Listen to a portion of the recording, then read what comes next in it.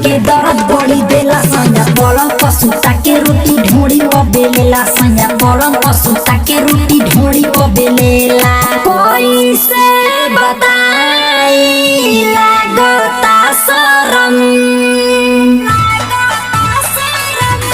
आए हाय कोई से बताई लागता शरम चढ़ली जवानी हमर हो जाता गरम। चित्सुता के दिया बुता के दर्द बड़ी देला सैया पलंग पर सुता के रोटी ढोड़ी पर बेलेला सैया पलंग पर सुता के रोटी ढोड़ी पर बेलेला। ताना स्टूडियो दिल्ली सैया पलंग पर सुता के रोटी ढोड़ी पर बेलेला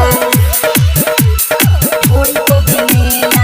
रिकॉर्डिंग पर तराना म्यूजिक ढोड़ी पर बेलेला ढोड़ी पर बेलेला पलंग पर सुता के रोटी ढोड़ी पर बेलेला सैया पलंग पर सुता के रोटी ढोड़ी पर बेलेला। कितना कहियो पर हम लीला डाली के पानी लहंगा को दे लगीला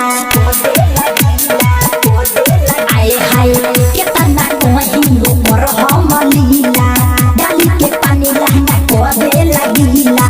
डरे न कुछ करा से बोली रोटी फूलावता खोली मोर चोली बात में हमके फंसा के राइजिया को देला सैया पलंग पर सुता के रोटी ढोड़ी पर बेलेला सैया पलंग पर सुता के रोटी ढोड़ी पर बेलेला।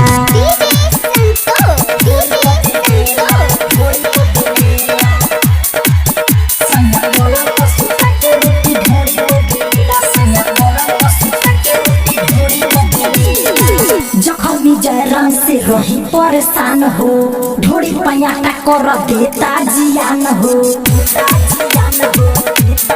हाँ हाँ जखमी जयराम से रही परेशान हो